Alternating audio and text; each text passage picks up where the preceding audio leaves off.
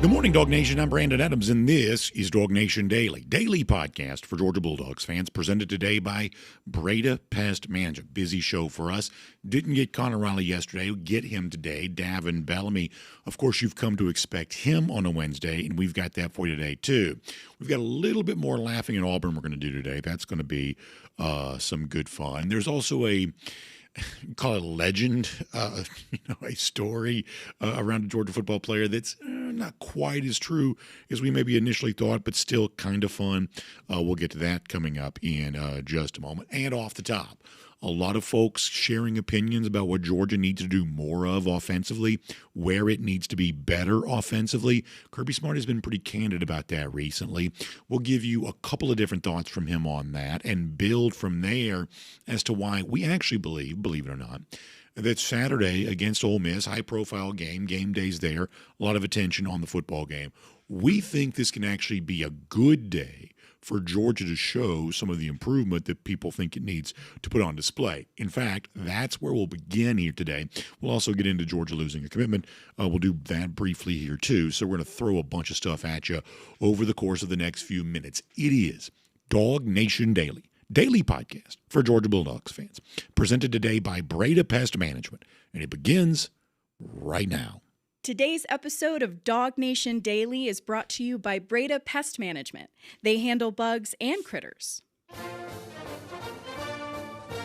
Presented by DawgNation.com. This is DawgNation Daily, the daily podcast for Georgia Bulldogs fans. Here's your host, Brandon Adams. We have said that if you want interesting insight into Kirby Smart's thought process, the best time to get that from him is immediately after the game. And a lot of you know, you may not have been a head coach in the SEC, but if you've competed, whether it be like pickleball or golf or whatever it is that you do, when you're done with that, there's just a little bit of a different energy, perhaps with you, than there was before that. You're looser, or maybe it's wire, however you describe it, you're just a little bit of a different headspace, a little bit different frame of mind. And that is certainly true when it comes to Kirby Smart in a post-game press conference compared to the weekly press conference, where he has a lot more time to be filtered, a lot more time to be measured, think about his words more carefully. You're just going to get a little bit more of a from-the-hip, off-the-cuff version of Kirby Smart in a post-game press conference than you're going to get at other times. This Saturday, after beating Auburn, was certainly an example of that. When Kirby Smart offered his assessment of the Georgia offense, I believe it was very honest. I think it's one of those things, and I'll get more to this in a moment, that Smart probably wanted at least a little bit of a do-over on, but we're not going to make too big of a deal about it because we actually like it when Kirby shoots from the hip. And if you got to go back and clean it up later on, there's no, as far as I'm concerned, no big deal with that. But as it relates to the Georgia offense, and certainly as he also acknowledged in that press conference, needing to play far better in the first half, like, what is the story with the Georgia offense right now? The good, the bad, and everything else in between. This is very honest from Kirby. It's from Saturday night. Let's go back and listen to it. That's really who we are, though. Like, we don't have these explosive plays, and I've come to the conclusion, I want them. Yeah, we're going to scheme for them. We're going to put them together. We're going to keep doing it. We're going to try. We're going to throw the ball downfield. We're going to hit Noah. But that's who we are. We're a stay out of third and long. We're going to run the ball. We're going to hit quick passing game. We're going to use Gunner's legs. And we've had several of those, if you think about it, these long drives. The problem is we're having them on defense too, and it's hard. Because I felt like the first half, we spent the whole, I was 20-6, or I don't know what it was, but the time possession was way out of whack. And I'm okay with that as your identity, but you need to play really good defense behind that kind of identity. And we've played okay defense. I mean, it's crazy how good we can play at times and how poorly we can play at times. I mean, doesn't that just sound really honest, true, just feels true? The best of Georgia 2021, 2022, how much do we hear back then about you want to play complementary football? You want your offense to help your defense. You want your defense to help your offense. That means you can't come out there and go 100 miles an hour on offense and then expect your defense to get a million stops too, because they'll just be back on the field all the time. That the offense has to operate at such a pace that it helps the defense. The defense has to create field position that makes it for the offense easier to score. And one way or another, whatever the opposite of complementary is, it seems like that's what Georgia is. Georgia's not scoring nearly as many points right now, which does make it harder on the defense. And then for the defense, when they give up some scores, especially in the first half, it's putting the offense in a tough spot too, because as Kirby said, they're not producing tons of explosive plays. And on that particular topic, look, it would be easy to latch hold of that and almost make it like a gotcha thing of, oh, Kirby Smart admits Georgia's not explosive offensively. I don't want to do that to Kirby because I don't think that's fair. Yes, he did say that there. Y'all want us to be explosive offensively, but that's not who we are. Given a chance, not surprised. In fact, when I first heard them say this, I assumed that there'd be a little bit of a cleanup on that because, look, sometimes in the heat of the moment, you just sort of say things. And look, sometimes if I'm talking to my kids or my wife, I'll just sort of say something, hopefully not too abrasive, but every now and then something just kind of comes out. And you'd like a do-over, a second chance to clean it up and say it in a way that sounds a little better, a little more reflective of your actual feelings. And Kirby, in the heat of the moment on Saturday, listen, we're just not explosive offensively. I don't know what you want from us. Well, obviously that's not acceptable because you're not going to win enough games if you're not explosive offensively. So given the chance on Monday to clean that up and say, well, actually what I mean is blah, blah, blah, Kirby gave, I think, a better, more full and complete picture of his actual feelings in the more measured, buttoned up, filtered, let me be careful here, Monday press conference. I think in this case, this is probably actually what he meant to say in the heat of the moment on Saturday, Kirby Smart again. Yeah, I don't know. Like a lot of it revolves around the run game because our explosive plays, which we've been really good at 2 to 3 years, outside of last year, we were really good at explosive plays going back. But they came off of play actions. They came off of tempo plays. They even came off of runs prior to, last year. So where do you get explosive plays from? You look and you do track them. You see other people and you say, okay, these players make explosives. They need to touch the ball. And that's what we try to look at because explosives are the greatest indicator of who wins games, right there with turnovers and the middle eight. So, we want to be more explosive, obviously. And we played some teams early that played us in a very different way that made it hard to be explosive. We've actually been more explosive against some of the better teams that we've played because they play you more aggressively, which exposes them to risk. But can't pinpoint or say exactly what's going to allow it. I'm comfortable with who we are, although I want to be more explosive. But being a team that can grind it out, be physical in a day and age when a lot of people don't want to be physical, it makes you different. First of all, Kirby talks about years past when they've been very explosive. Do y'all realize that in 2022, Georgia had 98 plays of 20 or more yards? Almost 100 times that season, they lined up from scrimmage and produced a 20-yard pass rush, whatever it was, but just a play that produced more than 20 yards. Was that fun to watch? You better believe it was. That was a great time to be a Georgia fan. But in this moment, Kirby Smart, on Saturday, Kirby's asked, listen, we're just not explosive. And look, in the heat of the moment, we all say things. I'm guilty of that. Hopefully not too guilty, but probably a little guilty of that. In the heat of the moment, you just sort of say things. Kirby on Saturday just kind of blurted out, listen, y'all want us to be explosive. We're just not explosive. Well, on Monday, clean that up to say, of course, we want to be more explosive than we have been. That's one of the key determining factors of who wins games. That is true. I think it's a more accurate reflection of Kirby's honest feelings. But whether it's the shoot from the hip version on Saturday or the more filtered, cleaned up version on Monday, the truth remains and the honest assessment continues that Georgia is not as explosive as it needs to be here at the moment. Two very honest clips from Kirby, different levels of emotion within the words, but nonetheless, two very honest clips from Kirby essentially addressing that part of the problem for Georgia, why some of these games are such nail-biters and why some of the games are as crazy as they are is because maybe Georgia is not doing as much offensively as they possibly could do. Now, let me just lightly touch on this, and then I want to move on to something else within the same topic. Pay attention to what you're not hearing right now, especially for those of you. And listen, some of you are like big time. You got huge jobs. You barely have time to listen to this show. I'm thankful that you make time for it. You're not as immersed in Georgia internet culture, and you're probably better off for it. Some of you are just too busy for that. But for those of you who do spend a lot of time around the Georgia football internet, whatever that means for you, notice that you're not hearing a ton of Bobo criticism right now. Have you noticed that? Now, whether the Bobo criticism from the past was ever fair or not, do you notice at the moment that it doesn't seem like there is as much of that going on? That the perception that I get, and once again, this is my read of other people's read, not my statement of fact about what's actually going on. This is the perception I get of others' perception. Whatever may be the issue with Georgia offensively right now, I don't see as many fans pointing the finger in the direction of Mike Bobo as perhaps we would have seen a year ago. Your mileage may vary, but that's the sense that I get right now.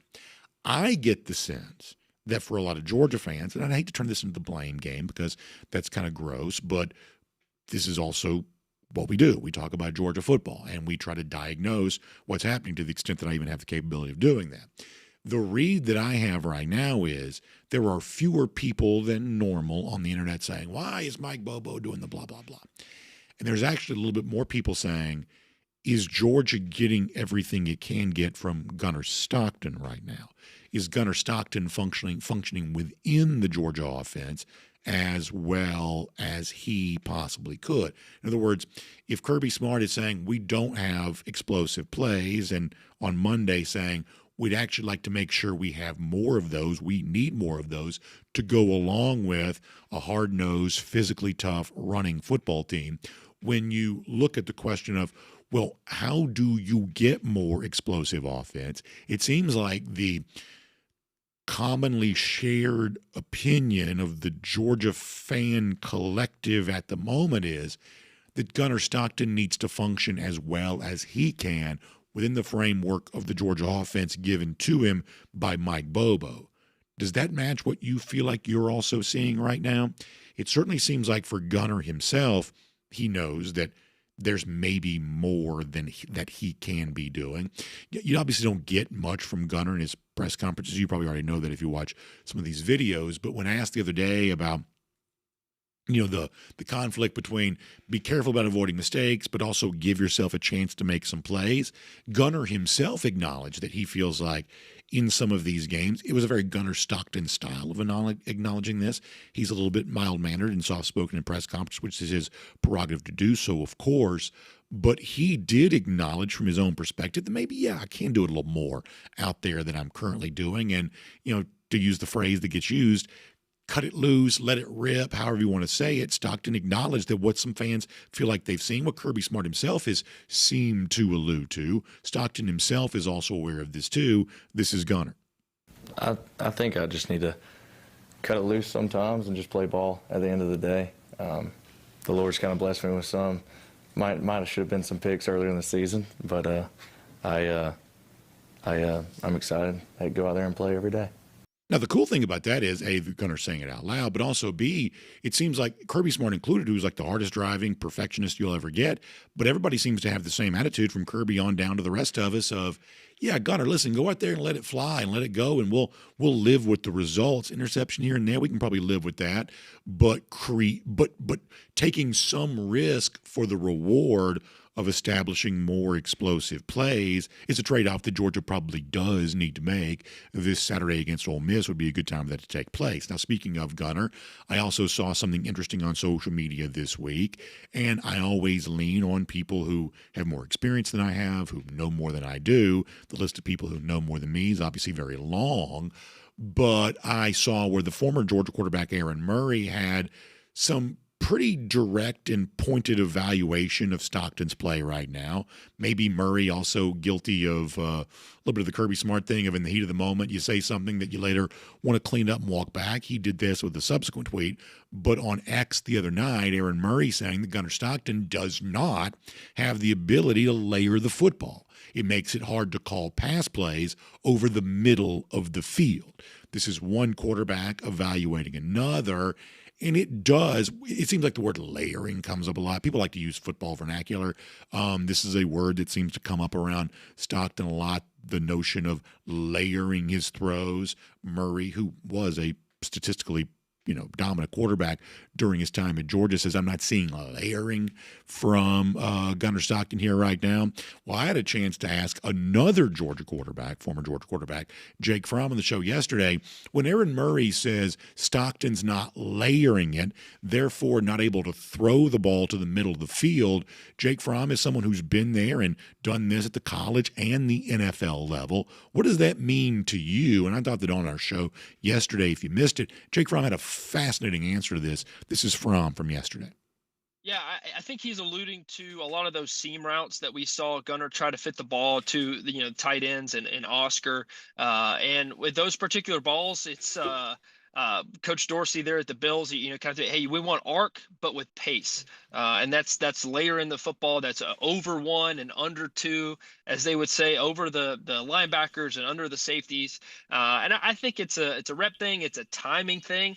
I think you don't want to hit those guys too far down the field, because then that's when the safeties blow somebody up and you send somebody to the hospital, and you don't want to hit them too early, because that's when the linebackers have a chance to tip the ball. And, that happened there in the game.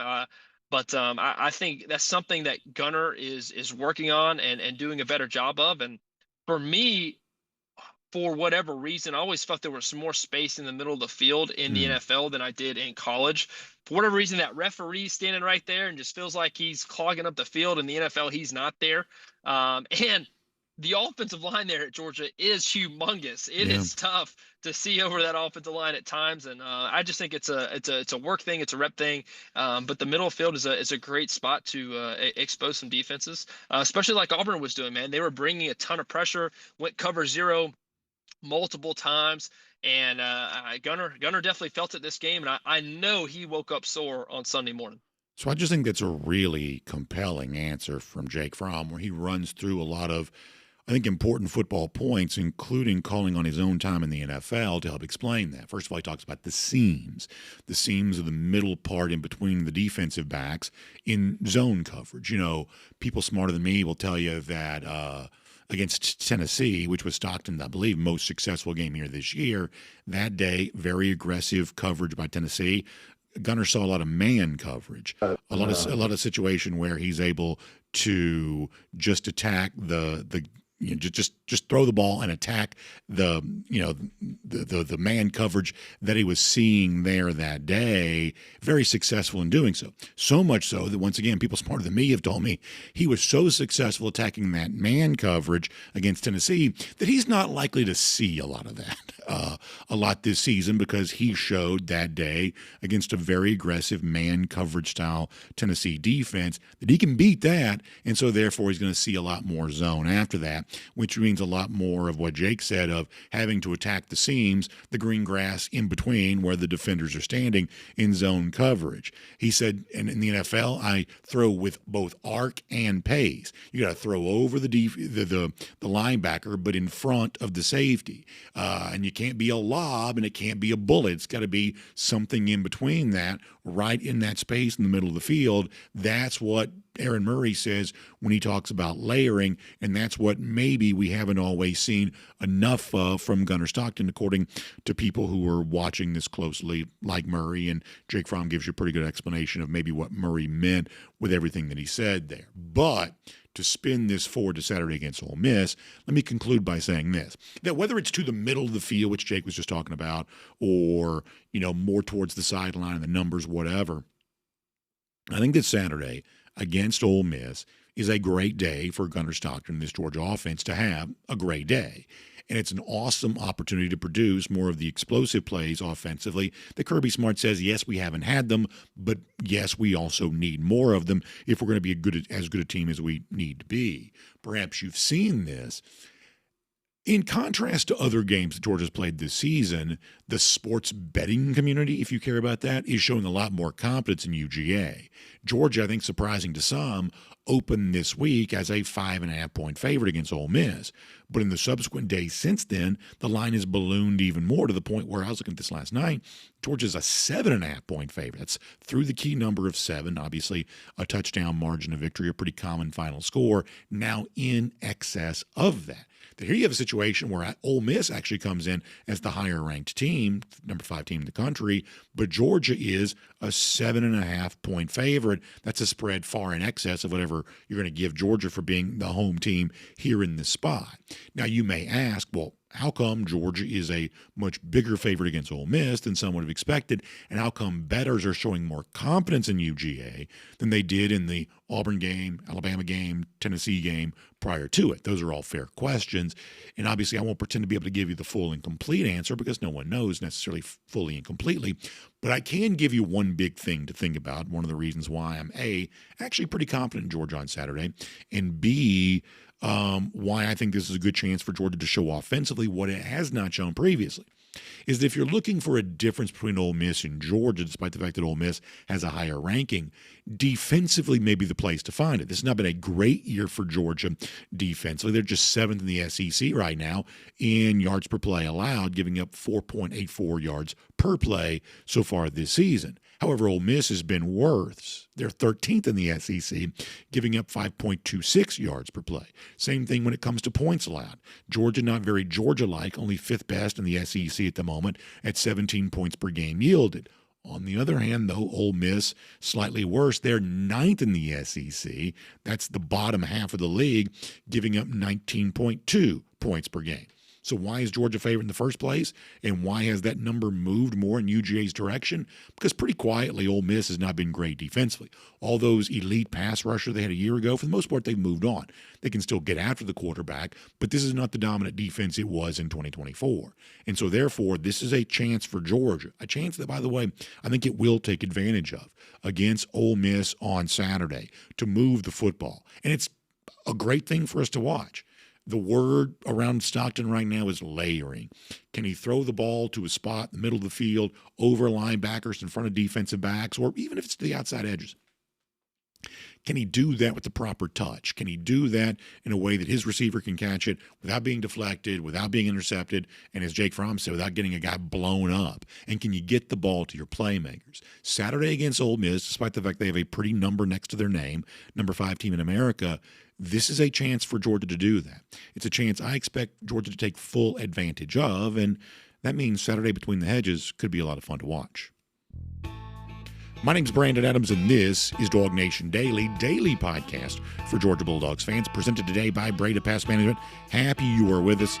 No matter how you get to us today, live on video, 10 a.m., on demand after that, radio, app and Sports Radio 960, the Rep, podcast, wherever you find them, including the world-famous DawgNation.com. Just really happy to have all of you with us, however you choose to join us. And a big thanks to our friends at Breda Pest Management, making it all possible here today for you there as well. You know, Breda is a great supporter of what we do for Georgia high school football each week. They love being embedded in the communities, the likes of which that enjoy high school football, and they're serving folks in those communities each and every day. You know, Breda's been in business since 1975. 125 employees stretched all across our market area here. They serve me. I'm confident that they'll serve you the same way because that's just what they do. A multi-generational track record of success, a wonderful story, and you can be a part of the next chapter of that story. And when you make the switch to Breda Pest Management, they're going to put more money back in your pocket just from making that decision. Who doesn't want more money? Who doesn't want great service? You've already got a pest control company, a termite. That's how you take care of your house, your termite protection. Of course, you're already doing that. But are you getting it for the best price, and are you getting the best possible service? Keeping the bugs out, keeping the mosquitoes out in the summer, all that kind of stuff. Breda Pest Management is all about it. So find them online. It's BredaPest.com. BREDA, BredaPest.com for more on that. Great to have Breda Pest Management here on DawgNation Daily. Also great to have Davin Bellamy before we're done. It's also Connor Riley today coming up. Connor not able to be with us yesterday. He was, as we say in the business, on assignment, but today able to join us, and so we'll talk to him about some of the stuff with the Georgia offense and everything else coming up here in just a little bit as the Dogs get ready for Ole Miss. Prior to that, though, let's go around the doghouse today, presented by our friends at Georgia Farm Bureau. And I've told you before, I am not a reporter And I'm thankful for reporters because obviously I like to read reporting. It helps inform me for the conversation we're able to have here. But one difference between me and a reporter is a reporter always wants to get to the truth. What's the true story? And I like the truth. I think the truth matters. I certainly don't want to be in the habit of lying. That's a bad thing to be. But every now and then, if it's a good story, if I'm being completely honest, I'm sort of happy with a good story. And if I learn details that make the story not quite so good, while it's better for us to all know the truth, I have to admit I'm probably a little disappointed. Maybe an example of that. Let me show you this on the screen for those of you watching on video. So Cash Jones' family back in Texas has cement trucks. Important business. Obviously, we like people who build things. We like people who create things out of nothing. That's what our economy is based on as far as I'm concerned. So we think these are people of, our own heart around here when it comes to stuff like this. And photos were on the internet this week of these trucks. It says, it says Cash Jones Ready Mix on the side, which actually, that'd be a pretty cool T-shirt to wear. But the trucks themselves are painted like the Georgia Silver Britches, and the Georgia Britches uniform stripe with the black, the white, and the red across the side of the cement truck. And it got reported on social media this week that Cash Jones had used his NIL money to paint those trucks that way. And that's one of those things of like, if that's not true, I don't want to know that it's not true because that just sort of sounds like a good story. Now, especially for those of you on Facebook, we're also in an age in which there are fake stories about Georgia, like the fakest, craziest, dumbest stuff you ever heard on the internet all the time. So even for someone like me, who I think of myself as fairly internet savvy, knowing what is and isn't real is getting probably harder and harder to do. So this week, Cash Jones, who spoke to reporters, was asked, hey, the whole thing with like the cement trucks and the NIL deal, is that real? Because these days, that's what you got to know. And Cash Jones was actually pretty funny in talking about that. Let's go back to yesterday around the Georgia program. Cash Jones and the supposed NIL deal for the cement trucks, fact from fiction. No, that's not accurate. It was, no, that was the color we went with originally. Okay. But it was Georgia-based, I guess. So the good news is the cement truck itself, and yes, I do say cement truck like someone from Northeast Georgia as opposed to cement truck, someone more erudite and cosmopolitan might say it that way. The cement trucks themselves are real, but that just wasn't the Cash Jones NIL deal. If the cement trucks were not real, I would have been very disappointed. By the way, for those of you who have young boys, young kids, how much would they love to play with a Georgia design cement truck like that? How good would that look for those of you who collect that sort of thing up on a shelf or something like that? Maybe Cash, that's an NIL deal. We should maybe get Cash on the phone and see if we can do this. If he would make those as like they do like the Hess trucks and things like that. If he would make those and sell those, my gosh, with Christmas coming up, how many little boys would love to have one of those under the Christmas tree for Christmas? My guess is he could probably sell a few of those if that's what he wanted to do. A little autograph on top. Hey, listen, that's not a bad idea, actually. I think that's probably pretty fun stuff. Real quick here, too, before we move on. We've, for the most part, turned the page in the Auburn game, but honestly, the dastardly side of my personality can't stop laughing at Auburn. It was brought to my attention, one of our producers, Jay Black, shared this with me. When the timeout, however you want to describe it, from Saturday occurred, the clapping, request from Kirby Smart when he was calling for that penalty. We gave you Sean McDonough the other day. He was like, he can't keep getting away with this, or whatever it was that he was saying about that. If you thought that was dramatic, would you like to hear the Auburn radio call and how upset they were about this? Andy Burcham on play-by-play. They also have a monitor in their booth, so they're watching this as it plays out. They were beside themselves. This is hilarious. So just for fun, let me let you hear that for a second. Georgia was given a timeout. Did not request a timeout to reset the ball and run the play. No charge timeout. They were running out of time on the play clock. It would have been a delay. They were running out of time on the play clock. Timeout right and Kirby Smith on the video board is clearly calling a timeout. For the love of Pete. I don't know what is going on. I have never seen this type of stuff. You just bail them out. He was literally calling timeout. Look at him. He's running and calling timeout. Goodness running and calling gracious. timeout. And he's trying to tell you he was clapping. He's clearly saying timeout. And Georgia was about to run out of time on the play clock. Come on, man. Like, they gotta fix this. This is just ridiculous. Boy, oh boy. And then to see it on the Jumbotron and still not award them the timeout that they tried to call. I don't know what's going on, but somebody's got to have a Georgia's about to run out of time on the play clock. Kirby Smart was clearly calling timeout. They called timeout and then gave it back. First of all, I'm not mad at them for this. They're Auburn broadcasters. They should serve Auburn fans. Seems like they're serving them well. I got no beef with Andy Burcham, whoever else that is, with him right there. But I told you all the other day, when it comes to stuff like this, sometimes I'm just not classy. I think that's hilarious. First of all, he calls him Kirby Smith at one point. Did you catch that? Now, listen, I got Trinidad Chambliss' name wrong yesterday, so I'm certainly guilty of getting names wrong. But Kirby Smart's been the coach of Georgia for going on 10 years, dragging Auburn every year for the most part throughout that time. It seems like Kirby would have hung around long enough to get properly name-checked by the Auburn side. But the extent to which Auburn people are so mad about this, I wish I didn't find that to be so funny, but I am endlessly entertained by all of it. And we'll make that around the doghouse, presented today by our friends at Georgia Farm Bureau. And, of course, we love the great state of Georgia, and we are proud of the farmers in our great state. And we're thankful for those who serve them, like our friends at Georgia Farm Bureau. But did you know, hopefully by now you do, because I've been telling you about this for years, that in addition to the great care and service that Georgia Farm Bureau provides to our state's farmers, they can also provide this to you too when it comes to your insurance needs. You know, legally you have to have auto insurance, you need home insurance, you probably need life insurance too. And so you're left to wonder, well, who do I work with? My advice to you would be friendly people who are in Georgia just like you are, growing up and hanging out and cheering on the Dogs, whatever else, doing the same things you're doing in communities just like yours across our great state. That is what Georgia Farm Bureau is all about. So I want you to reach out to them today. Give them a call, 877-404-1050. That's 877-404-1050, or online, gfbinsurance.com. When you speak to one of the agents, if you have need to talk to one of the claims adjusters or anybody else up and down the line, you're going to find out what I've been telling you for a long time, that Georgia Farm Bureau is always the home team. And, of course, it is great to have Georgia Farm Bureau as a part of Around the Doghouse. Before we're done today, Davin Bellamy, can't wait for that.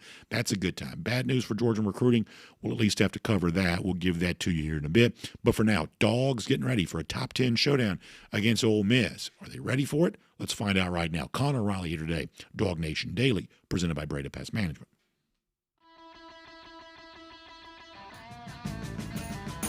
From Athens and across the SEC or wherever the recruiting trail may lead, here's a DawgNation.com insider. Let me bring on Connor Riley here. And Connor, let me begin with this, with the Ole Miss game. And listen, people, don't necessarily need to take my opinion to the bank. It's probably not worth very much. But after being pretty concerned about Georgia going into Auburn and pretty skeptical, at least a little bit, about Georgia against Tennessee, Georgia against Alabama, I kind of find myself more in line with the betting public this weekend. When it relates to this weekend, we've seen pretty steady movement in the direction of Georgia for the most part this week. Ole Miss is the higher-ranked team, but Georgia's a big favorite on Saturday, as much as 7.5 the last time I looked at it yesterday. I think I kind of get this. To me, even though they didn't play great for very, much of the game last Saturday against Auburn, this feels like a day where Georgia steps up to me against the Rebels. As I said before, I don't know that people should take that opinion to the bank necessarily, but it is my opinion nonetheless. Where are you on that right now? I think Saturday's game is pivotal for a number of reasons. For one, like Ole Miss, with what they have on this schedule, they win on Saturday, you can rubber stamp them as into the college football playoff with the schedule that they have remaining. Conversely, for Georgia, and because you and I have talked about this all offseason, early in the season, and what we thought this team could be, if they get to this second bye with a 6-1 record, I think you could not be more elated as a Georgia fan with what we have seen, with how young this team is, with the schedule that they have played to date. For them to get to this mark, the 2 road games at Tennessee and at Auburn, games against Alabama and Ole Miss, top 10 opponents based on their current ranking, I think you'd have to be thrilled with what they have done to this point in the year. And it's a Georgia team where, yes, Ole Miss does have a home win over LSU, and they get a rest advantage compared to what Georgia has had to go through. This is going to be Ole Miss's first SEC game since that LSU game. I think with Georgia, they match up well with Ole Miss and what Ole Miss has struggled with this year. Now, I am interested in Trinidad Chambliss. It sounds like maybe Austin Simmons might be available to play in some way this week, and I'm curious to see how Georgia goes about preparing for both those guys because I believe they're both quite different. But I think specifically Ole Miss, not a great run defense in Georgia.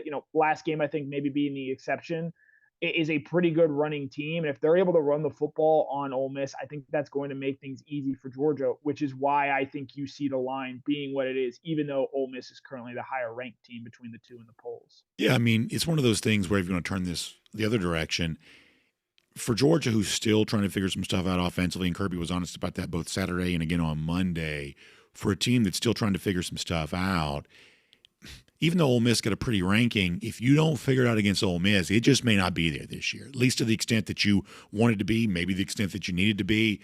If you can't display this moving into now the second half of the regular season in a game where you got the home crowd behind you and everything else, then, boy, you just may not have that club in your bag for this season.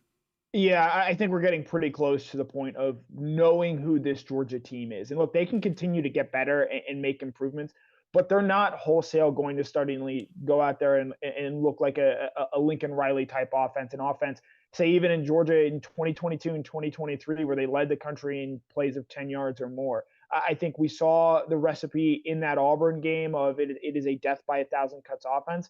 And they're able to execute in that. And I think if they're able to run the ball better than they were against Auburn, it was their worst rushing offense of the season. I think that makes that a little bit easier, and you're able to use play action and integrate things in there in that regard.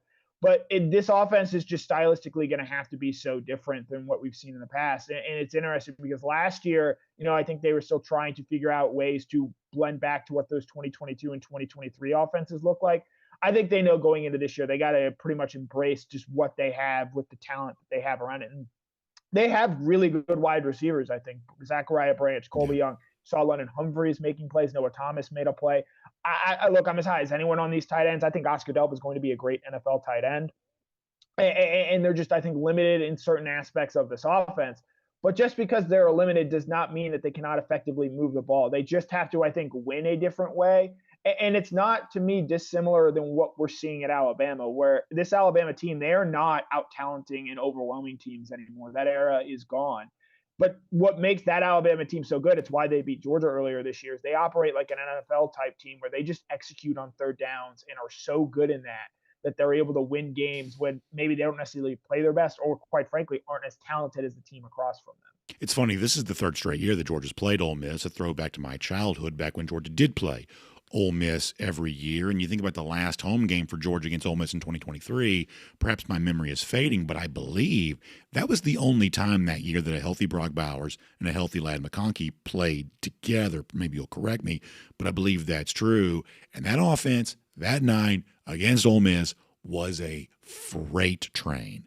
It's not funny, but it's certainly interesting to compare that now of, man, that's only 2 seasons ago. And as you said, I like the Georgia wide receivers, but pretty clearly what Ole Miss is going to face in Athens this year is a lot different than the version of Georgia it saw when it late November, cold that night, way back in 2023, or not way back, but just as recently as 2023. Pretty big change in the Georgia offense over the course of these last couple of years in these 2 home games against the Rebels.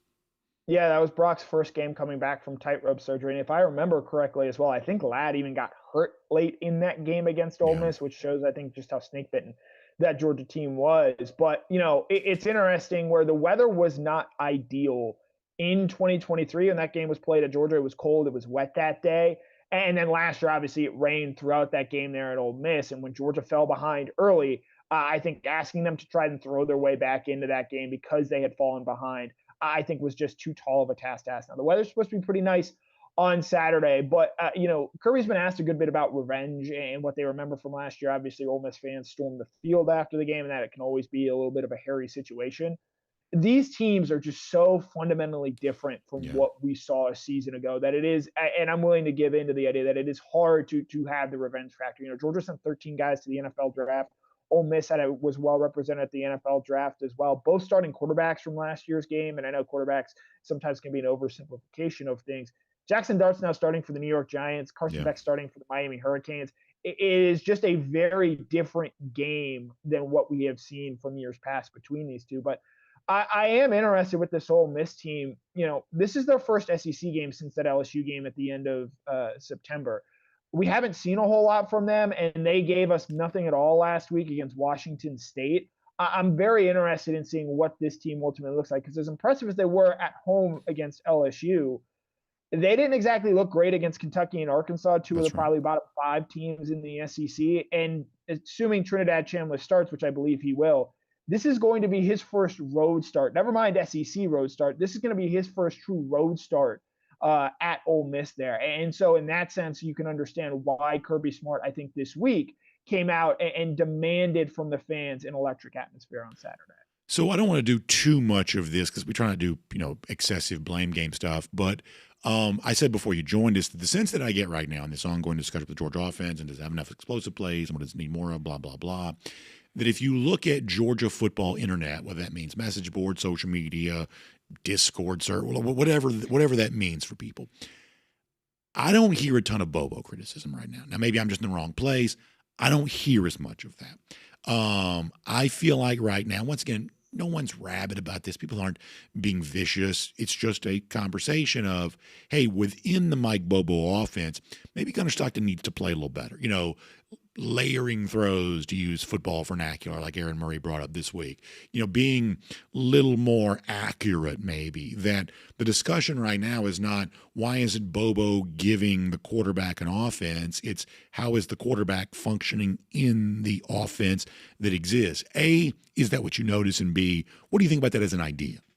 Yeah, Mike Bobo is an easy punching bag, but I think he's done a fantastic job this year tailoring this offense to Gunnar Stockton's skill set. And that's not something that's easy to do. This looks like a very different offense than what we saw Carson Beck operate the last 2 seasons. And I would agree with that. And Gunnar probably would as well. He said this week at the press conference, he needs to do a better job of cutting it loose. And you are seeing small incremental improvements there. I think of that Colby Young play in the fourth quarter where, yes, it was penalized by the Cash Jones block. But that's a play where early in the season, he's just taking off and running. Well, that time he kept his eyes downfield, found an open Colby Young, and had the penalty not been called, that's 1st and goal at the 1 with Georgia to go up 10 there. And so you're seeing small things there. He wasn't able to connect on any of the deep passes he attempted in the second half game, but like the Colby Young one on 4th down, I thought that was one Colby probably should have came down with. Elias Williams, got his hands on that ball down there. And again, those are 50-50 balls. So, that's sometimes the risk that you see there, where maybe if the ball, to Aaron Murray's point, is a little bit more accurate, you see it. But I think he's making small improvements, which is to be expected given he is still in his first year as a starting quarterback. I think the thing with Gunnar is for Georgia to get to a national championship, which is the goal here, he's going to have to make, I think, significant leaps in his ability as a passer. And he's got time to do it. This upcoming stretch of games, I think, looks like a good chance to do so, starting with Ole Miss on Saturday.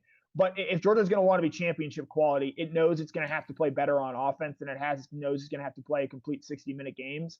And I think Gunnar Stockton knows he's just got to be crisper with the football, specifically when it comes time to push the ball downfield. So speaking of that, let me finish with this. Kirby Smart was asked this week if he thought that Georgia was among the top tier of the SEC. I thought that Smart actually gave a pretty interesting answer on that without, making too strong of a case for why, yes, he thinks they are. I will tell you that my own opinion is I certainly think that Georgia could be, but boy, I'm less certain of that right now than I have been at any point in time prior to Kirby winning his first national championship in 2021.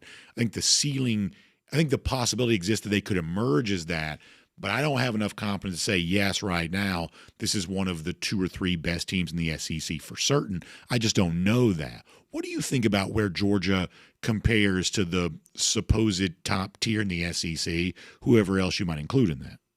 I think some of this is schedule-based, where you've seen Georgia, go on the road and play Tennessee. You've seen them play Alabama at home, whereas I think some of the other teams in that supposed top tier have not had the same difficult level schedule. You look at, say, Texas A&M, who I think, and maybe myself included, would say they're the best team in the SEC right now based on what we've seen them play. Their SEC foes were Mississippi State at home, Florida at home, and home against Auburn. And, that is just not the same schedule that Georgia has played. And one thing I want to caution here is you look across the SEC, you look across the country, really. losses are going to come. We say this every year, and this is why I try not to get bogged down in the future playoff discussions, especially as we only hit the midpoint here and we're still 2 weeks away from the first college football playoff snapshot. Losses are going to come. They could very well come for Georgia. I think this is a very losable game for Georgia this coming Saturday. And so with Georgia, and I understand the need to compare and the want to see them in the top 12. But I think it's a team that, again, if they stay on schedule, both within the offense and how they want to improve over the course of the season, they're going to be one of those top 12 teams, I think, at the end of the season. I've held the belief for a while now that if Georgia gets to 10-2 during this season, if they go 10-2, whether they make the SEC championship game or not, this is going to be a team that ends up in the college football playoff. And so I think that's the mark that you can get to. And the longer you can put off having that second loss, I think the better it is for the program moving forward. Let me actually squeeze in one final thing, because I think you have a pretty good read on stuff like this. So I think it's a tricky ask for Georgia, and that's why Kirby Smart, I think, said it the way he did this week, of just a couple of weeks after, hey, we need the biggest home crowd ever, and it obviously ended in disappointment. Georgia lost to Alabama. A couple of weeks later, now we need to do the same thing again. It is true that big home crowd helps Georgia. This is a big home game. It's a chance to reboot everything and put the Alabama loss in the rearview mirror the same way that Alabama's putting a loss in its own rearview mirror. So Georgia does need the crowd on Saturday. Big home crowd helps UGA. And there's a huge opportunity to gain here, as you laid out very well earlier. What kind of sense do you get about the fans and their willingness, enthusiasm about responding to that so quickly after being asked to do that a couple of weeks ago for obviously a game that didn't turn out the way that UGA fans wanted it to? I think it'll be a very strong crowd on Saturday. I think they'll show up loud. They'll show up ready to go. I do think that the Georgia crowd, and look, you're trying to get me in trouble here to talk about the fans, but I do think that this is an interesting spot for them. You've seen, I'm sure, the Stripes Sanford social media graphic going around as they try to get people to engage in that there. It's a 3:30 time as opposed to, say, a 7:30 kickoff, and I just think night kickoffs, there is just a different atmosphere there with that in that regard. And Ole Miss is not a traditional opponent in the sense that, it is not a team they see every year, even though they've played them now, ironically, the last 3 years. And so, you and I have talked about this in college football these days. The big games, Alabama, Georgia, Texas, Georgia later on in the season, the big games feel bigger than ever, but the not as big games don't feel as big. This game, based on paper and everything, qualifies as a big game. But because it's Ole Miss, because it's a 3:30 game, I think because, as you mentioned a few weeks ago, what happened at Alabama, I'll be interested in seeing if the Georgia fans meet this and show this as a big game, because in all aspects, I do believe that it is that. Should be interesting to see. Connor, thanks for your time. Appreciate you being here on a different day. DawgNation Daily presented by Brady Pest Management. See you in Athens on Saturday and look forward to talking to you then. Yep, as always, it's a pleasure. Let's take a look around the rest of the league. This is SEC Through. I think a lot of what Connor says there is true as it relates to Ole Miss compared to Alabama. We can bring that music down. Compared to Alabama or compared to traditional rival like Tennessee or anything like that. And there they go. I think that's certainly true. I think there's two things to sell this game you want to lean on. Don't call it Ole Miss, call it the number 5 team in America. And focus on the fact that Lane Kiffin as a figure in college football is essentially as famous as Kirby Smart. Not as successful, not as decorated, but Lane Kiffin is a very famous coach on the other sideline. So if you're trying to cultivate this, leaning on the coach, leaning on the ranking, I think that's important. And I do think, I think the atmosphere is going to be great. I really do. I think anything that can be done to make it even extra. Look, this is one of those things where as a fan, I think you have to have a theory of mind of how will I feel if Georgia does win this? The same thing of, well, if I didn't eat breakfast, how would I feel? Well, you'd probably feel hungry. If Georgia were to win this game on Saturday, how happy would I be? You'd be very happy because you'd be 6-1, and you'd be going into a bye exactly where you probably thought of as almost a best-case scenario given the difficulty of the Georgia schedule. So act as if. Assume going in that you can help create the outcome that you want. And I have no doubt that Georgia fans will be able to do that. But I do think we live in an era now where no one's perfect and no one's impervious, no one's invincible. So when you get knocked down, you get right back up. Gunnar Stockton said that this week. Laying on the ground's not a good look. So this was his own words. So when you get knocked down, hop up quickly. Well, Georgia got knocked down a couple of weeks ago. Got to hop up quickly and get back to it. And I really do. This is not empty rhetoric or whatever. I really do think that fans can give Georgia a lot on Saturday, and there is a lot to be gained if Georgia wins this game. Before we do our SEC through, can I give a shout out to our friends at Georgia Spa Company? Because I tell you, I love resorts and relaxing and all the great stuff that you sometimes do. And I love companies like Georgia Spa Company that give you a chance to bring the resort-style relaxation to your own home. Working with terrific brands like Hot Spring Spas, Caldera Spas, Endless Pools, Tylo Saunas, so much more. You're going to get high-quality service, reliable product from experts from the installation process all the way through the entire deal here. The spa guru helping you make the right choice for you about what you need to add to your home to make it feel as comfortable and fun as you want it to. They're going to deliver, install, and service all of these spas themselves. That's where they're all about, a full in-house department that takes care of all that for you. They've served 35,000 customers. They're satisfied. They got, how about this, more than 4,500 five-star reviews. So you know they're doing good stuff. You deserve the opportunity to upgrade your home this way. It's an awesome thing. So check out georgiaspacompany.com for more details, or go see one of their 7 locations right here in North Georgia. Hope you'll check that out today. All right, SEC through time. Let me begin with this. Obviously, Georgia got some bad news in the recruiting trail yesterday. Shadarius Toodle, linebacker, flips from Georgia to Auburn. My opinion on this might be slightly surprising to you. A lot of you know this was mentioned in Jeff Sintel's story. The Toodle's flip coincides with an offer to his brother Shadarius Toodle, who is a defensive back in junior college. Shadarius Toodle gets the Georgia offer, the Auburn offer. Shortly after that, Shadarius Toodle is flipping from Auburn. Some will say, and there's circumstantial evidence would suggest this is a possibility, Shadarius Toodle flipped from Georgia to Auburn because his brother got the Auburn offer. Look, family is very important to me, and if that's true, I would say it's a reasonable reason to make that decision. Family loyalty. I promise you, your family will be more loyal to you throughout time than your college is going to be, or your favorite team is going to be, your employer is going to be. Family loyalty more valuable than anything. So, if Shadarius Toodle left Georgia's class to go to Auburn because Auburn's willing to give his brother a scholarship, that seems like a fine reason to me. It really does, and I wish him well in doing so. Obviously, what Georgia fans are going to notice, and they're not wrong for feeling this way, boy, it seems like a really weird time to be going to Auburn.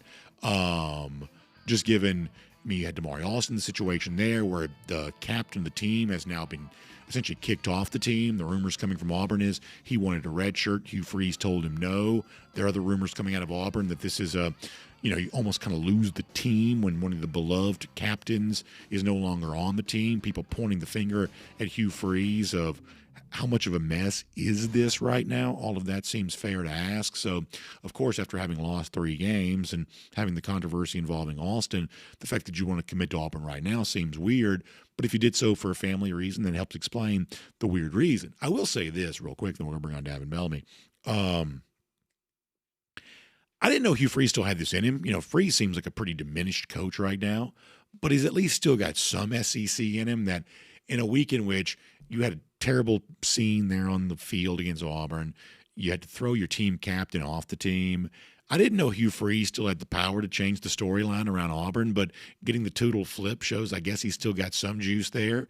That, listen, if we got to offer the brother and get the flip, we got to do whatever we can do to change the storyline. At least he's capable of doing that. So I don't know. And listen, I would say let's wait and see how this one also plays out over the course of the next couple of months here too. But obviously in the SEC, elbows get thrown in recruiting. This was an example of that. I was going to preview some of the upcoming games. Let me save that for right now. We'll do that tomorrow because obviously it's a pretty fun weekend. For now, though, let's make that our SEC through. And here on DawgNation Daily, let's also get ready to talk to the terrific former Georgia linebacker, Davin Bellamy.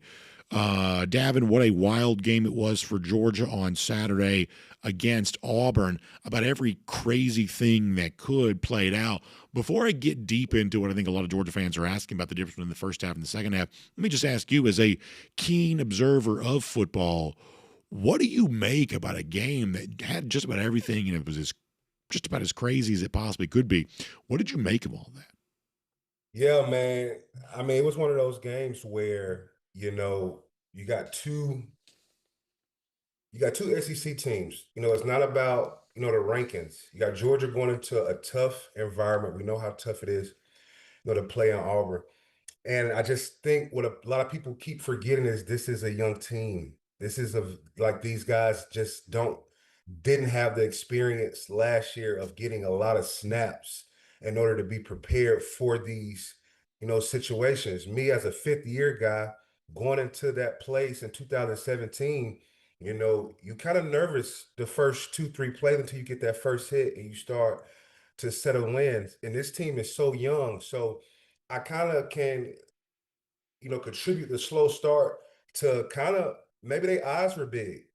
And then it takes some time to settle in. But I think you just looked at an SEC clash that really comes down to the fine tuning, of a game. And that's discipline. And like we always said, being able to run the ball to close out games. Yeah. And I just think on the back end of that game, you have Kirby Smart versus Hugh Freeze. And that's where the coaching starts to come in play. One team was rattled by the roller coaster and they just went down. And then one team weathered the storm and just stayed like this and was able to finish that game. A lot of people want to talk about,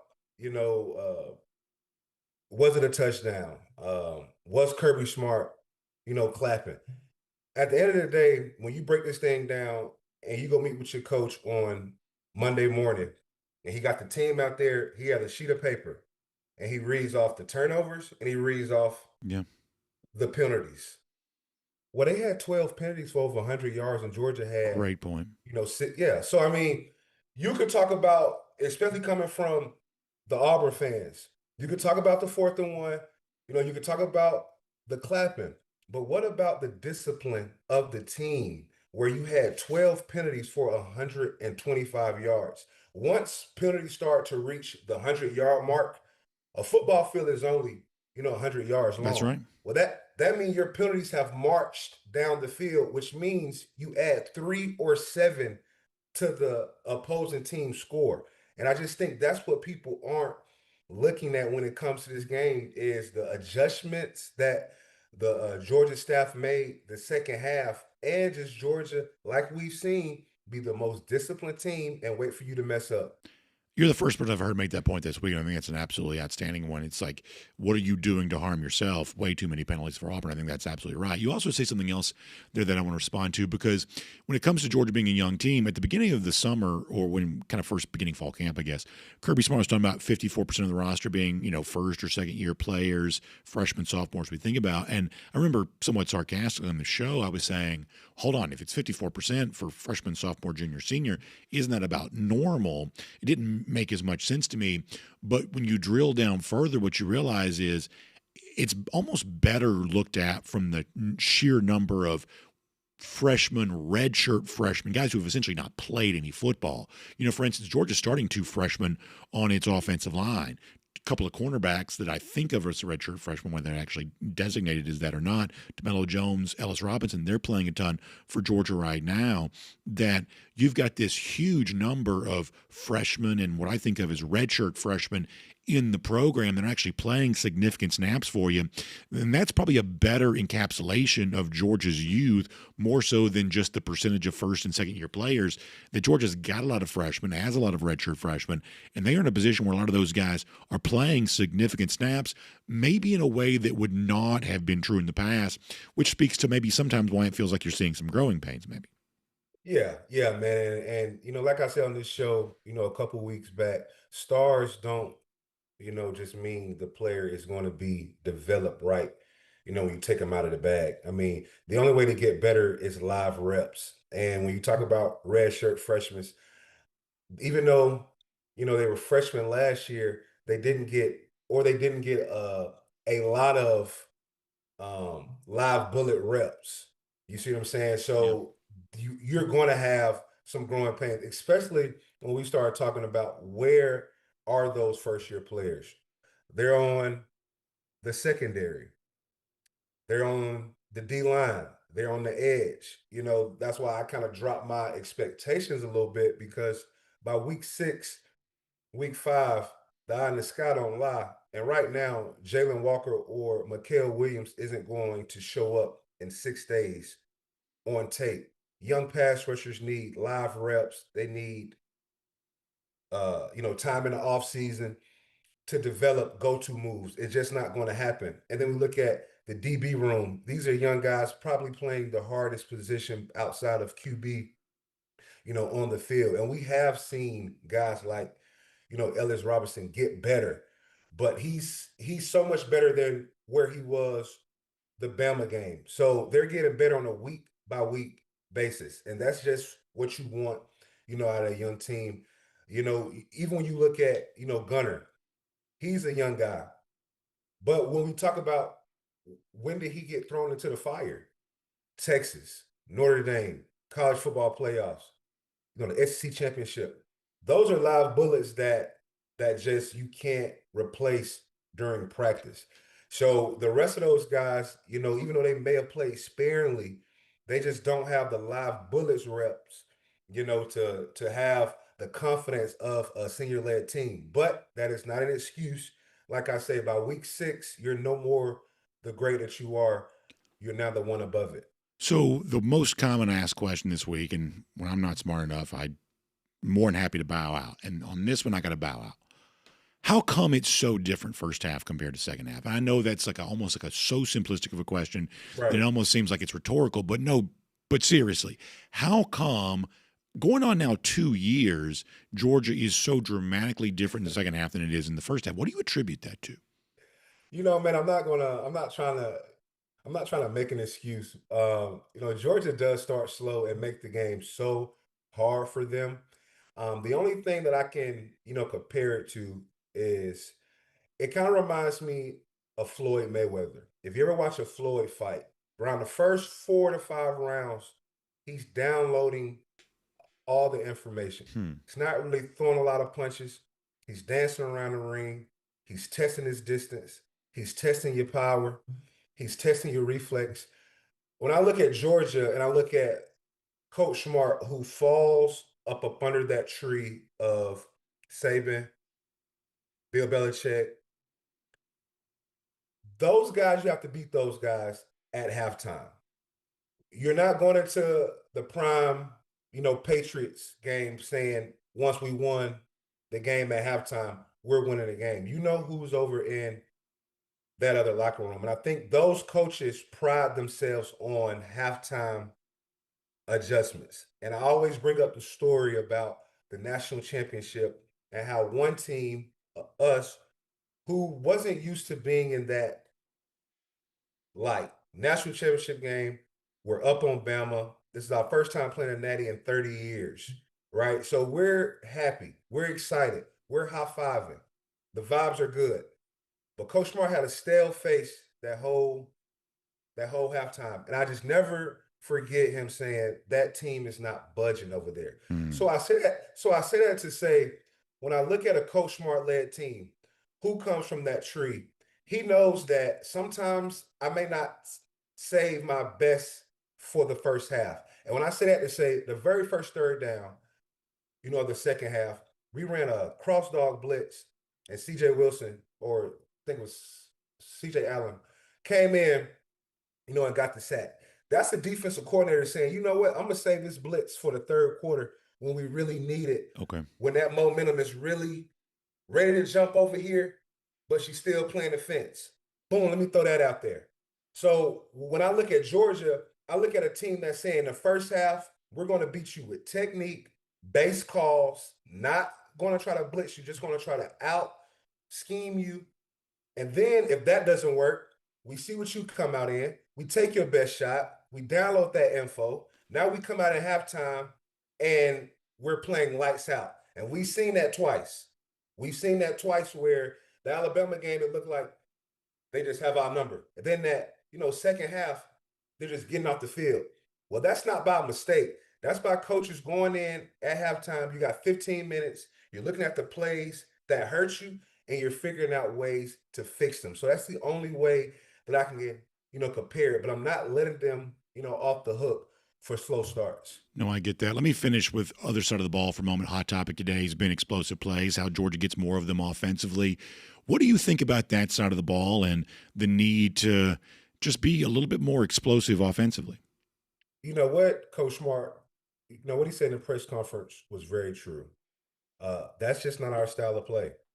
That's just not our style of play. We play a very complementary style of football where we go out and we recruit the best kickers and the best punters.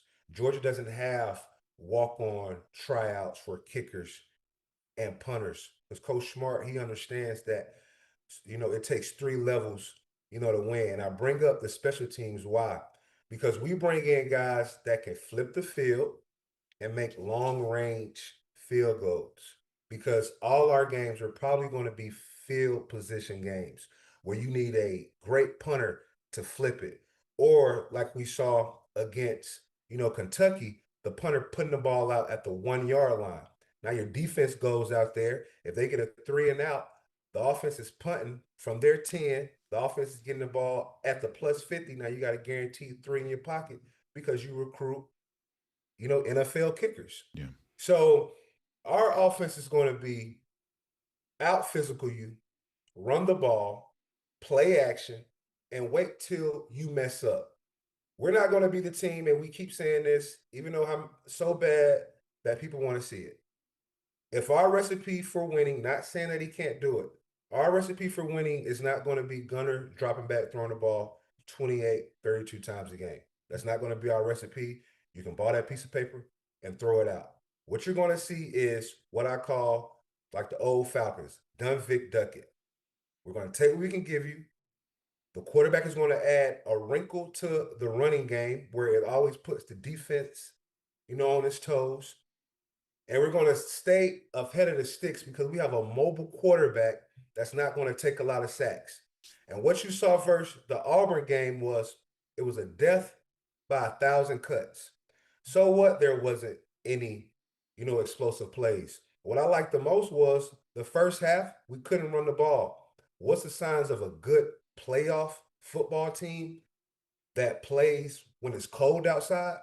Is we can run the ball even when we haven't been running it well. The second half, it was a death by, 1,000 cuts. You watch Georgia slowly take the physicality to Auburn, take their soul, and by the fourth quarter, Auburn had, by the fourth quarter on the last drive, Auburn defense is out there with 2 minutes and 16 seconds to go, and we have to get the ball back. If you watch their effort on that play, every defensive player hair should be on fire when it's time to get the ball back. They quit. So I know we want to see the explosive plays, but you're just not going to get it out of this offense. That's not how this offense was built. Davin, always love the conversation. Appreciate everything you bring to the table. So much insight about this Georgia team trying to take down Ole Miss on Saturday. We'll come back next week. Hopefully, we're talking about how they got that done, finding some pass rush, getting some stuff. Maybe for 4 quarters. Who knows? Maybe they'll shock us. I say that kiddingly. Good stuff. Appreciate your time, and we'll look forward to talking to you next week. Always, baby. Go Dogs. Go Dogs, indeed. Great stuff there from Davin. Earlier we made fun of Auburn because that's what we like to do. I told you I'm not classy sometimes. I try to be kind, but not always classy. So for a golden shoe, in spirit of that here today, our guy George on Tap writing in to say, this mean machine runs on Tiger Tears. I'd say, yeah, that's been a pretty efficient fuel for me this week. Just rolling right along, going and grinding and everything else. And yeah, I would say the Tiger Tear is pretty efficient fuel here this week. And that mean machine in red and black seems to be fueled by it pretty well there too. Good stuff there from real Georgia on Tap. We will give him a golden shoe for that. Lousy, stinking Gators. How about them? 1,803 days. That's how long it's been since Florida's beat Georgia. That is our Gator Hater Updater. We hope you all have a great day. We'll look forward to seeing you here tomorrow. DawgNation Daily, presented by Breda Pest Management. Look forward to talking to you then. And on video, time now for the R.S. Andrews Cool Down. R.S. Andrews, when you turn to for your air conditioning, heating, plumbing, electric needs, they show up on time. They do the work that's promised, the price is promised. You can trust them on all of that. We were short with the comments yesterday just because I had some personal business to take care of. But today, as long as my voice will hold out, we'll try to give you a good full comment section here and see how that goes. Let me go to the DawgNation.com comment section first. Senior Dog 54 talking about the Harvard endowment, saying they could use their endowment and buy all the top recruits if they wanted to. They certainly could. And a lot of these, colleges, Texas has a gigantic endowment.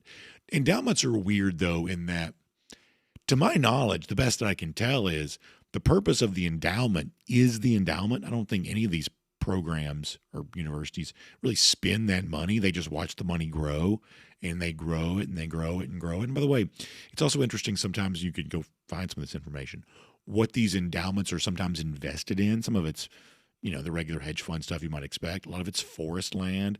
It's interesting to think about and learn for these endowments that only exist for the purpose of just watching over the course of a long period of time the money go up and up. It's interesting to watch what they also invest in. The reserve funds for athletic departments much the same way, where I think that probably that helps get favorable rates if you do have to do a loan or, having the possession of cash. People will line up to give you money if you already have money. You maybe have experienced that in life, or maybe like me, the lack thereof, the opposite of that. But for the most part, for these, in Texas, as I said, has a gigantic endowment, almost as big as Harvard, Yale, things like that. It's certainly huge. But for the most part, the purpose of the endowment is the endowment. Let us see. Bill Camacho says, what's your prediction of the game and who scores a touchdown? I like Georgia minus the point. I think the Georgia covers the spread on Saturday. I'm probably more confident about this game than some of the Georgia games recently, and that's not meant to be given how my predictions have gone this year, not particularly good, you'd be wise not to care about my prediction. I'm just giving it to you. I do think this one, just for whatever reason, feel a bit more confident about Georgia than I have been feeling. And I do think it's a good day for the Georgia offense. And in particular, if I could have one guy get the end zone, reflecting what Kirby Smart talked about earlier, getting the ball to the right playmakers, be a great day for Zachariah Branch to get a touchdown, I believe. A great day on that. At YouTube,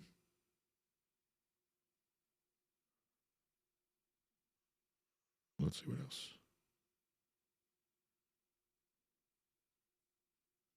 Spencer Clark talking about a funny Allstate commercial. I don't know that I've seen that. I guess, or I probably have and just don't realize it. Oh, yeah.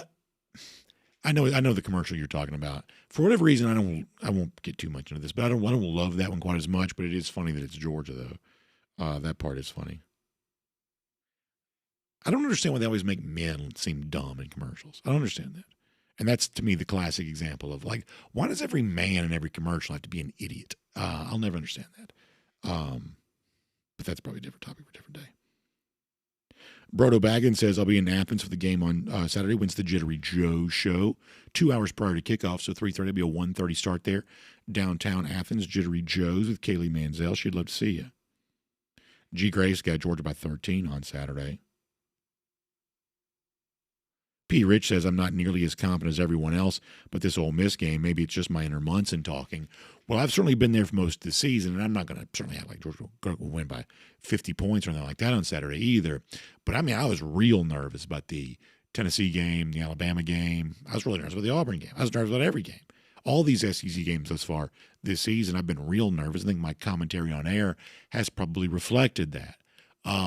So one of two things is true. I'm either more confident in Georgia on Saturday, or I've just been through so much now that I've calloused over, and all of a sudden I just am ready for whatever comes. Maybe it's the latter. I don't know. Field Mob says, how many SEC teams do we think make the playoff? So let's do this a bit here right now. A lot of this is going to come down to how many deserving playoff teams exist in the other leagues or outside the SEC. It's going to be interesting to see USC Notre Dame on Saturday from that standpoint. Notre Dame can go 10-2 still. That would put them in the playoff conversation. You got to imagine at least another loss for Notre Dame probably puts them out. Although with this committee, you never know. USC's been really good lately. Now, Notre Dame is favored over USC on Saturday, but USC has actually been pretty good lately. So one of your teams that could take a SEC spot away could theoretically be eliminated on Saturday if Notre Dame were to lose. In the ACC right now, you've got a front runner in Miami that seems likely to make the playoff. The league got 2 bids a year ago.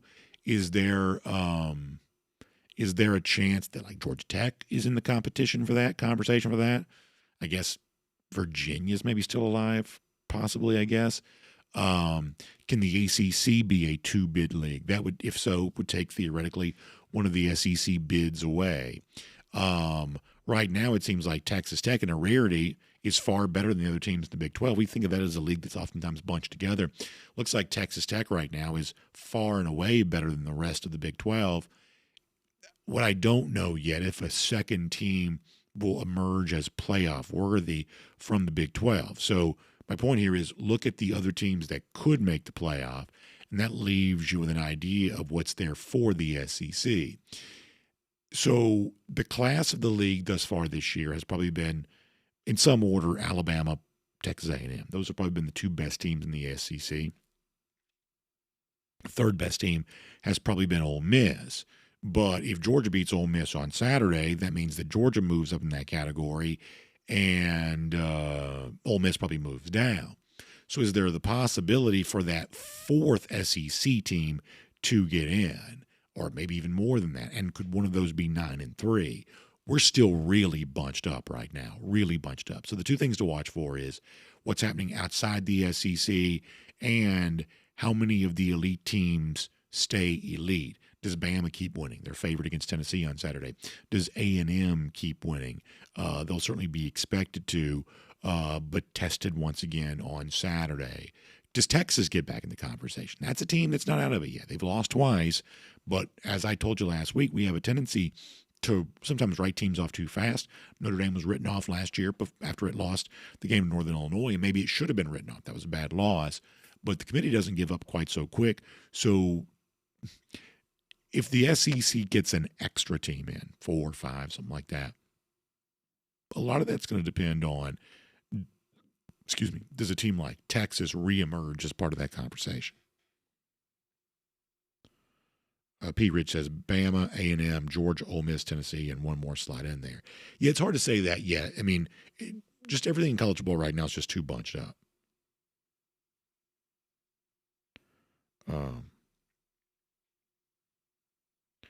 Let's see what else.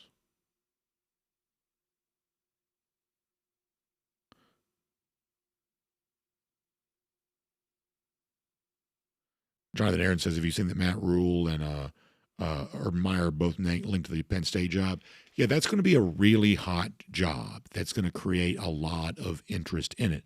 Now, if you're Matt Rule, historically, is Penn State really a better job than Nebraska? I guess that'd be my question. I don't know. Urban Meyer getting back into coaching,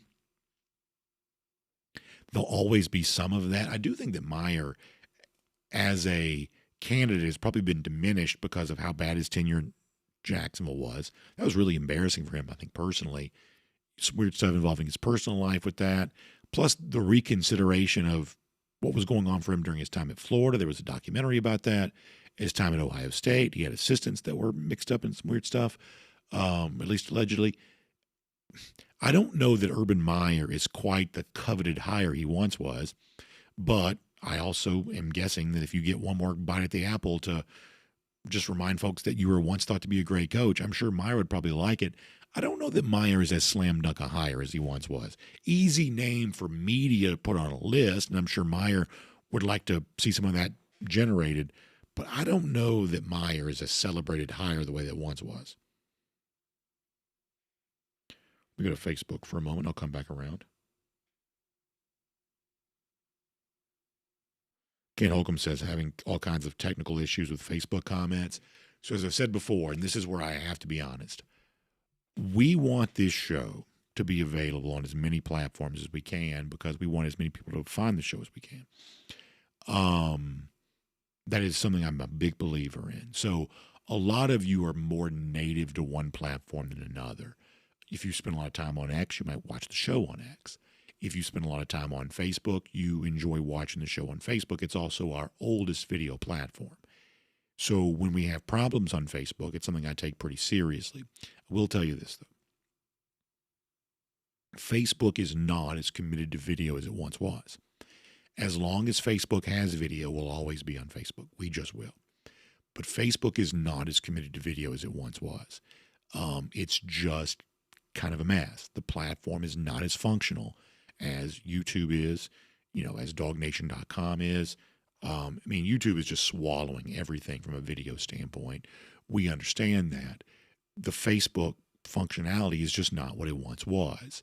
And so my commitment to you, for as long as we can, hopefully forever, will always be on Facebook for video because that's what people want. But when you say, well, the video is a little clunky, the comment section is a little clunky, there's not a lot we can do about Facebook. It's just not a native video platform right now. Oftentimes if something messes up at DawgNation.com, we can fix that. We have some ability to fix that. We don't have as much ability to fix what messes up sometimes at DawgNation on Facebook. And I am not saying that lightly. I'm not saying that flippantly. I'm saying we're going to continue to deliver the show on Facebook. But from me to you, it does not function as well. It just doesn't.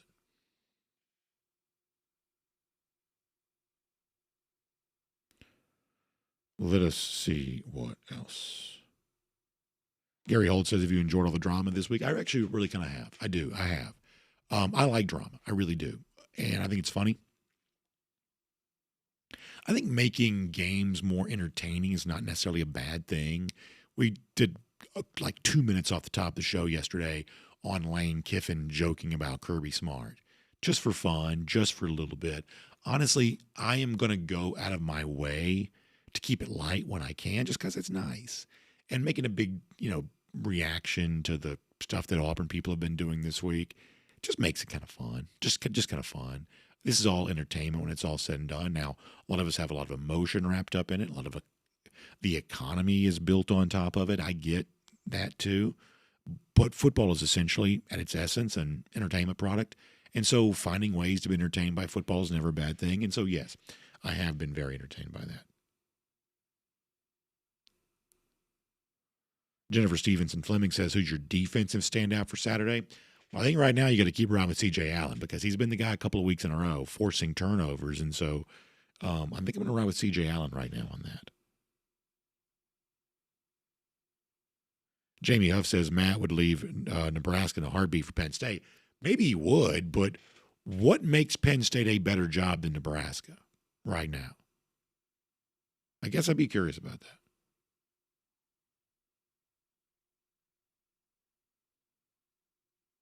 Matt Rukavina says Urban Meyer's finished. He says that dude's brand is Mr. Burns level toxic.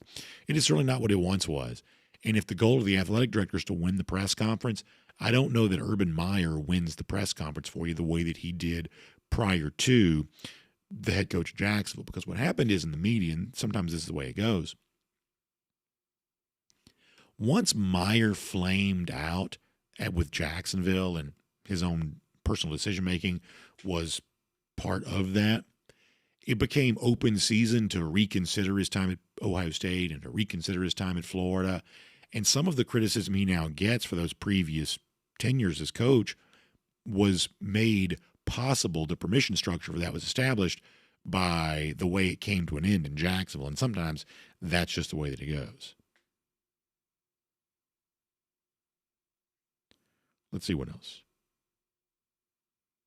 Justin Ham says need to make a DawgNation Daily app. Yeah, it's not a bad idea. Not a bad idea at all. By the way, Tennille, speaking of frequent flyers on Facebook, has checked over here on YouTube.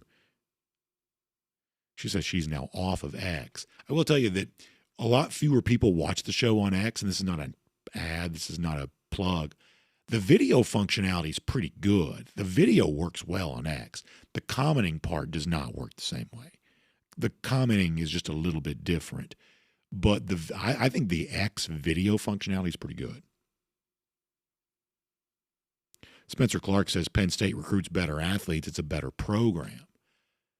Once again, I'm not necessarily married to my opinion on this. I would say it's been a better team, but is it really a better program?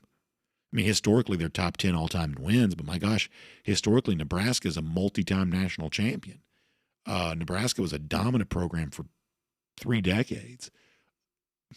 So it's definitely, Penn State has been a better team now for a good number of years.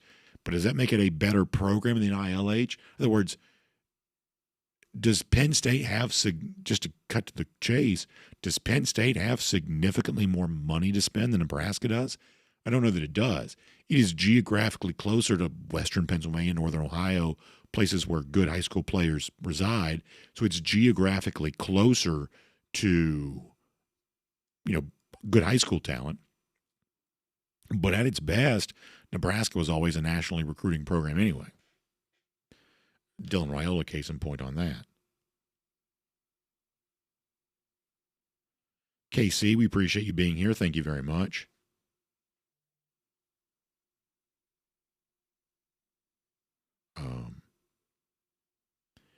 Firestick Central says, what does Georgia need to do to find an elite quarterback? That's the primary mission, to become dominant again.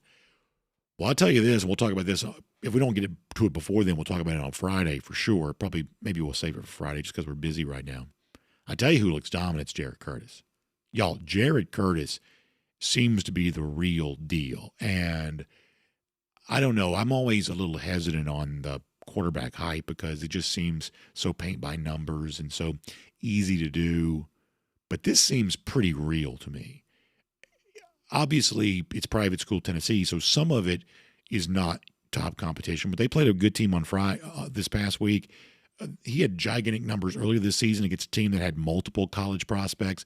This is not a guy who's playing the Arch Manning schedule every single week. It's not. And Curtis looks really good. He's big, stiff-arming guys, doing it with his legs, obviously got a big arm. He's, I think, right now viewed as the consensus number 1 player in the country. So how does Georgia get elite at the quarterback position? Wait for Curtis to get here may be the simplest answer. Lou talking about the schedule that Curtis played. I would say look deeper at that. I would. As I said before, some of this is Tennessee private school. I don't dispute that. That's not what he's played every single week, though. It's not. It's not. It's absolutely not. Certainly not, week 2 or so against, I don't know Tennessee football as well as I know Georgia football, but multiple Power 4 prospects on the other defense, big stats, at least a halfway decent team. I think undefeated team this past week. Won't pretend to know a ton about them, but it is a grotesque oversimplification to say that everything that Curtis has played is the same as what Arch Manning has played. And I also think the Arch Manning story is far from being fully written, too. The thing that I like about Curtis is his size. Big arm, big body, moving around and using it well. Let's see what else.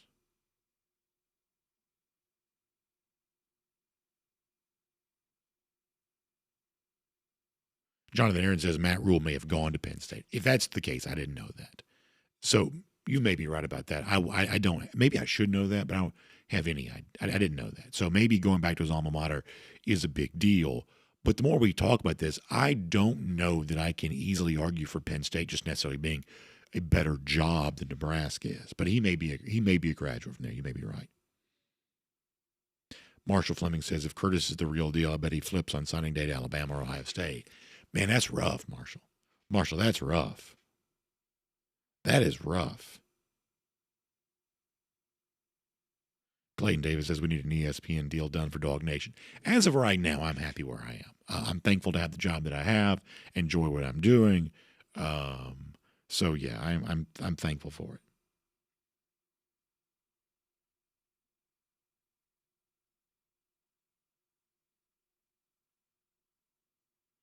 Field Mob says on the DawgNation app, when clicking on a notification, the ads won't allow you to see the article. Please look into it.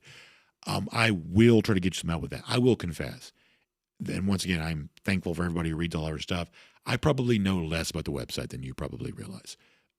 That I am, some of y'all know how not techie I am, so there's already that problem. Also, when it comes to my purview, for the most part, I exist within the box of the studio. I don't have a lot of say in how the website itself actually functions, but we'll see if we can get you some help with that.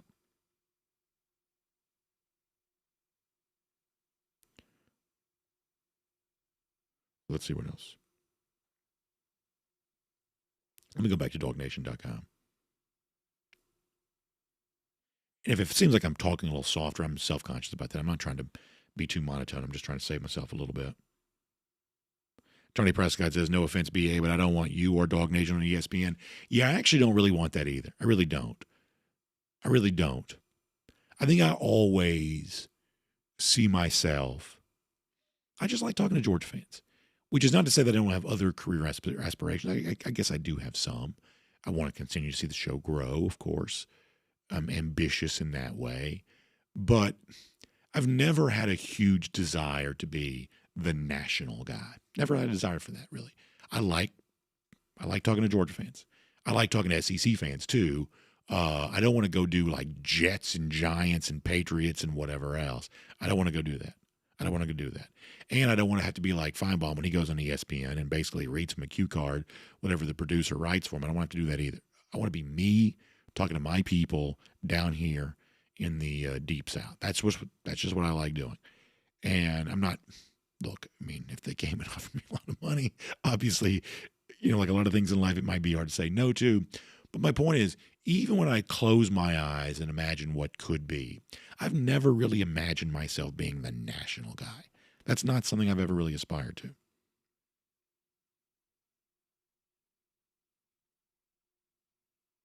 Matt Rugavina says, can you fill us in your recovery regimen and how it's going? Still doing a hot toddy every now and then. A little bit of that. I finally stopped doing a lot of the tea stuff because, it's just a ton of honey. And, I'm fat enough as it is. I don't need to be drinking a bunch of honey. So it was only working just a little bit. And it's just a lot of honey. And I just didn't want to just be drinking that much honey. There will be no hot toddies this week. Yeah, that's exactly right. Very good point. Cody Chafin's chiming in.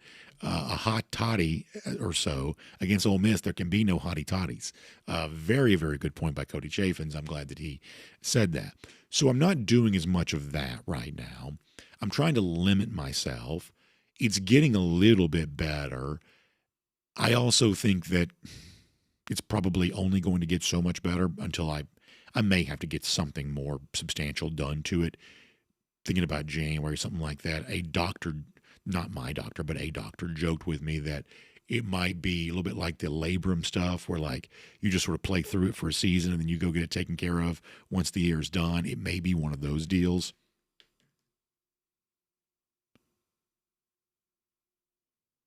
Let's see what else.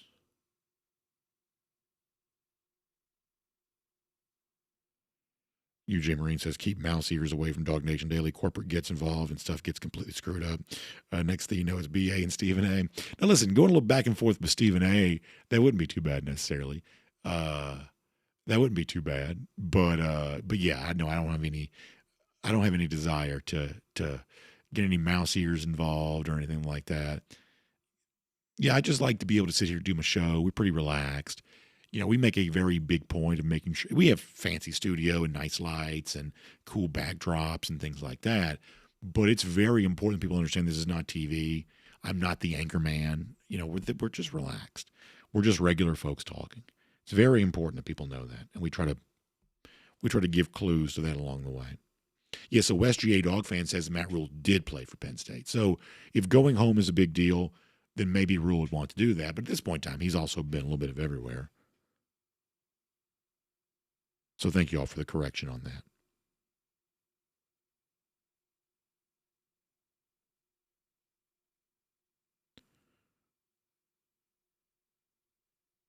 Yeah, DT says issues on DawgNation.com usually gets fixed. Yeah. So I won't bore you all the details, but we have to go through a bunch of hoops to get the show on DawgNation.com. In other words, DawgNation.com has always been a separate thing from the other platforms for boring technical reasons I won't bore you with. But, well, A, that makes it a little bit fussy sometimes. But B, it does give us more control over fixing it. I'm telling you right now, I mean, if we reach out to Facebook, hey, like, we're having a little trouble with our functionality, we won't get word one back from them for 10 years. Because trust me, over the course of years, we've tried every now and then. That's why I get nervous about, and sometimes I think we need to be on more platforms because we could be on more. Like I saw where Aaron Murray had a YouTube issue. There's another show that I follow. They had a YouTube issue. And that's really scary because, I mean, a lot of people really depend on YouTube. And, of course, YouTube is willy-nilly about who it allows to be on their platform, who they don't. Very little substance as to why they make the decisions they make. And folks have run into trouble. And, I mean, I do think sometimes, like, should we be on more of the platforms that are out there, even though YouTube's obviously by far the biggest? Should we be on more platforms just to give people more choices in the event that something weird happens? Because we've seen a couple of examples here in the last few days with media folks, some weird stuff has happened. Bill Camacho says that Facebook's scamming and spamming. I'll tell you this, though. I don't spend time on Facebook personally. That's just not a platform I'm on. But for whatever reason, I don't know why this is. I don't know how they do it. The Facebook ads get me better than anything. It's scary how well the Facebook ads know me. And I'm not even somebody, I don't do e-commerce. I mean, I can't imagine I'm leaving a lot of cookies on the internet. I guess I'm leaving more than I realize. But it's amazing. The suggested content they give me is dreck. It's just absolute slop. It does not match my life at all. But if I go to Facebook, the ads that show up, it's all like Georgia golf attire and things like that. The ads, the commerce part of Facebook nails me. The content, what they think I might want to look at, is just the worst slop you'll ever see. But their ads, they know that business well. You can't deny that. Eugene Marine says that it's because they're listening to your conversations. I'll tell you this. And everybody has a story like this. I had one the other day where it wasn't a search, it wasn't a conversation. I won't get too deep, and I won't get too deep into this because it'd just be boring. All I did was think something. All I did was think it. Fairly obscure thought. I just thought it. I didn't write it. I didn't speak it. I just thought it. And I was online a couple of days later, and this thing popped up. And I was like, how did that happen? That was scary because all I did was think it, and it just showed up. Anyway, we got to get ready to go. Y'all check out RS Andrews online, rsandrews.com. Air conditioning, heating, plumbing, electric needs. They show up on time. They do the work that's promised, the price is promised. You can trust them on all of that today. Also, don't forget, later on today, Go With The Flow, presented by RS Andrews. That drops. Hope to see you there. We make our big picks for all the games this upcoming weekend. And we're back tomorrow. DawgNation Daily, presented by Breda Pest Management. We'll look forward to talking to you then.